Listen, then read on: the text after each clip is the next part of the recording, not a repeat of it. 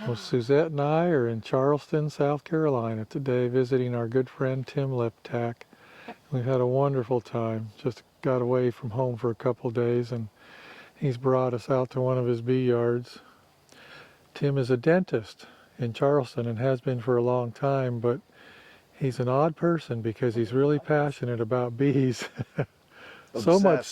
So much so that he just went back to school and got a degree in entomology. So very interesting, quite ambitious that way. So this is a very interesting piece of property. Tim has just built him a new building. It's not quite finished. It's going to be his honey house. And we are on Young's Island, which is a barrier island just out of Charleston in South Carolina. And we are surrounded by water. And it's a very foggy morning, so foggy that it almost feels misty. Almost everything's kind of wet. And it's not cold. It's a nice day.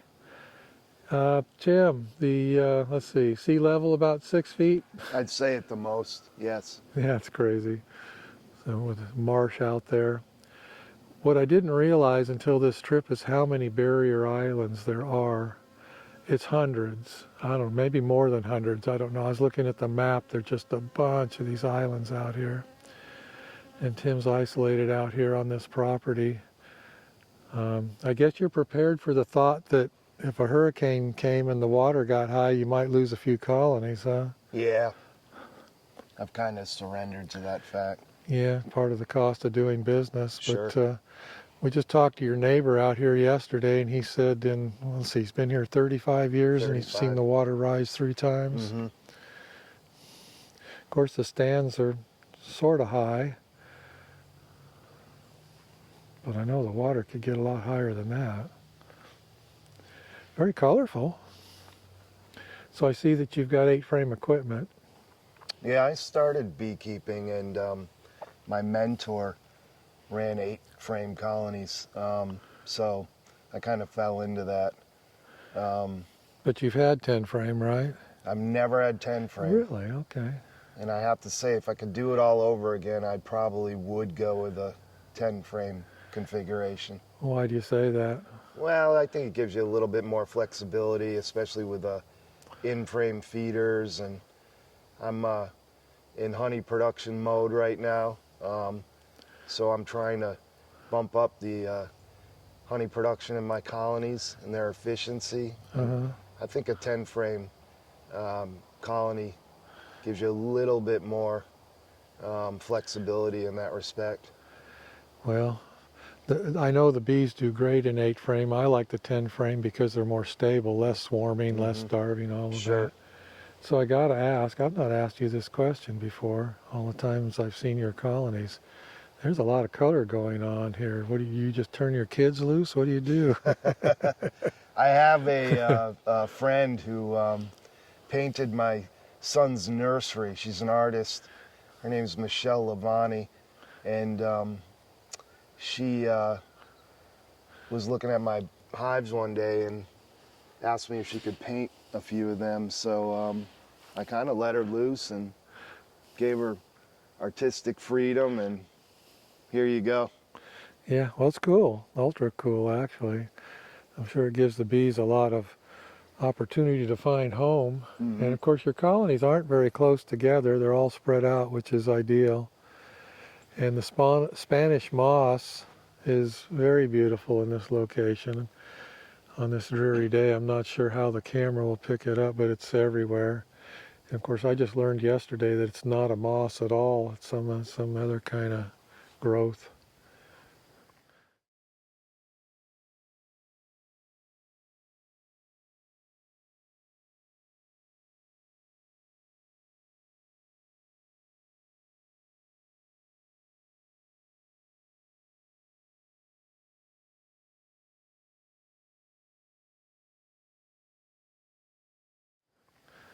Of course, Charleston's a very warm, hot area. You told me earlier this season that you recorded numerous days over 110 degrees here in Charleston. Yeah, downtown. So we're about 20 plus miles from downtown, the historic district of Charleston, South Carolina. So We're southwest. I lived in Southern California for a long time when I was growing up, and we had temperatures like that periodically, but we didn't have the extreme humidity you have. I can't imagine over 110 degrees with the kind of humidity you have. Your place, your house where you live, your city is built on a marsh. It's just crazy moist. And then the hive beetles, my goodness, it's got to be hive beetle heaven. This apiary actually has lower hive beetle insult than some of the other places I've kept bees for some reason. It doesn't seem right. Yeah, it doesn't. I expected more. I was a little anxious when I purchased this piece of land because you never know what you're going to get, and it's proved to be a pretty good place to keep bees for me.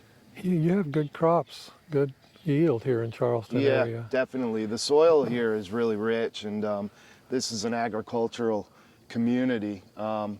Maggot, Young's Island, was tagged the cabbage capital of the United States at one time, and they grew a lot of cabbage plants here and seed for distribution all over the United States. So Yeah, you were explaining it wasn't about producing cabbage, it was about producing the starter plant. sure.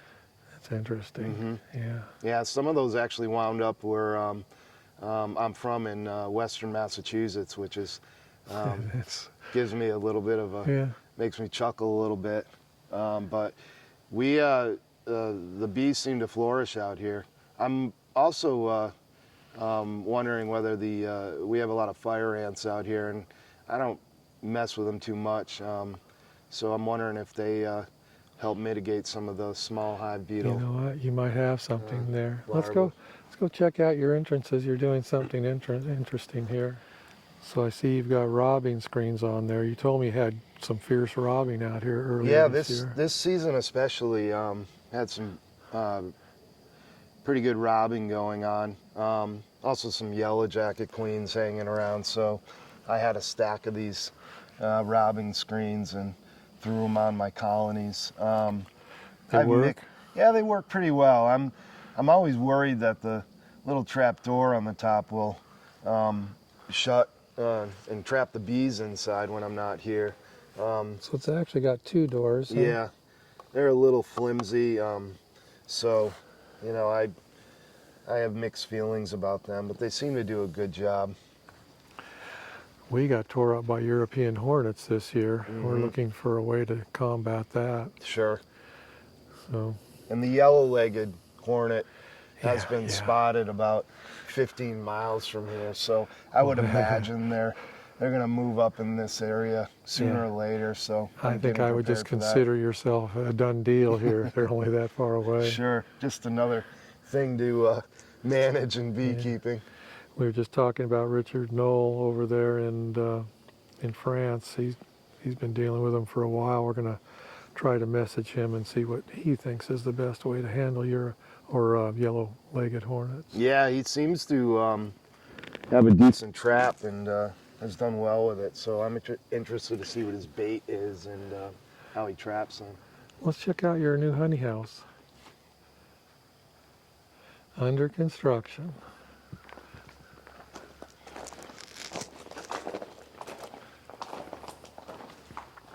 Kind of dark in here. We'll see how the camera does. Floor drains. You got 2 floor drains. And I can just see it. I can see that your cement man did a really good job of on the floor making the water run towards these drains. And on the outside, he's got the water running away from the building. Yeah. I learned that the hard way. On my first honey house, the man did not do a great job on the floor, and we had puddles. This looks pretty good. So this basically was a pole barn that you had to, and you just had it enclosed. Mm-hmm. It looks like you're doing a good job. You said something that surprised me. Initially, the pole barn was only $10,000 or so. Yeah. And then how much did it cost you to have it enclosed? About 40,000 for So the you whole got 40. job. Yeah. That includes the cement and everything. The cement was that'll add a little bit more to it. Yeah. You had a well put in, so you got a little bit of an investment. As far as I can tell, though, this is a good investment because later on when you're done using it, this is a very, very desirable piece of property. You can probably make a good profit on it later if you decide to sell it at all. Yeah, very nice, extremely nice. Thanks. So you got some plastic colonies over there. Are you actually using them? No, I actually inherited a lot of that Apame equipment. I've used it. I like the nuke boxes for transporting bees. The full-size colonies, I just they didn't gain any traction in my apiaries. They're really nice, good equipment. Kind of expensive, but they're actually storing some jars for feeding right now. So. Okay. So you're overwintering. Most of these are 2 deeps and 2 mediums. Yes, sir. Those mediums got food in them? They do. Well, they won't starve, will they? No, I'm doing it a little bit differently in this season. I usually and typically in the past I overwintered in a single deep with a medium, and I really compressed the brood nest coming into the spring. But I found that it was really tricky to deal with swarming, mitigate swarming with that configuration, especially if I missed a week of management or so with my job. So I decided to go with 2 deeps. So wish me luck, and we'll see what happens. Yeah. Well, if you're like me, every year's a new adventure. Sure, New ideas, new way of doing things. So we were talking yesterday about your honey yields here. It sounds like you do pretty good, and it doesn't end really early. You still get a little bit of honey coming in June, don't you? Absolutely. Yeah. I typically harvest in June, and then we'll go through a dearth, and then we'll start getting some goldenrod honey, which I leave on the hives for the bees. So what's the biggest challenge here in the low country? Yeah, I noticed everybody around here calls this area the low country, and Yeah, it is pretty low. You can see why, Yeah. right? Mm-hmm. Yeah. Yeah. Climate for me, it's up and down, really, really, really hot, humid, great place for pests. Dealing with managing in the heat has been very, very tough. You have to be careful working outside, especially when we're pulling honey and it's over 100 degrees with 100% humidity. Start early and end early? Yeah, and I'll keep the truck running and get Oh, inside the truck with some AC for a little while. How many apiaries do you have? Right, I whittled it down. I used to have 3 locations, and now I have 2. Okay. Running about 50 colonies, which is a lot for a person with a full-time job and It is, family. But you know, it's a slippery slope. You know, I have people asking me to put bees on their property, and I consider it. So we'll see where it goes. So we were driving around town yesterday. I was struck by something. You kept saying, "Oh, I was called to pick up a swarm here. Oh, I was called to pick up a swarm there, or I had to remove a colony from this building or that building." So do you think you're getting a feral population Oh yeah, getting a hold here? sure.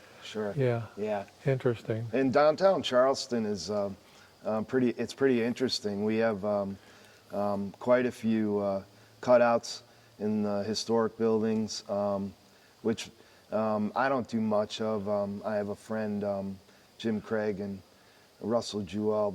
They're local guys that are really good at that sort of thing. But it makes for an interesting day when you're in these historic buildings and you're removing bees. There's got to be a lot of places that a beehive could move into them old buildings. And they keep returning. You know, it's a Same spot. same spots. Yeah. But it's really a privilege to work on these structures and these buildings that have been around since, you know, the 1700s in some cases. Yeah, for anybody that doesn't know, Charleston is incredibly historic. Possibly, I don't know if this is a brave statement, there might be more history than any place in the country. I think you're It's right. incredible here. We have a very, very strict and thorough preservation society here. So they keep the city looking like it did during the colonial times. Yeah. Yeah. So we walked right by the building that Blackbeard used to frequent, Yeah. called the Pink House. Yeah, That the was Pink that House. interesting, and it's still pink too. Yeah, yeah, definitely, And definitely. yeah, it's just incredible.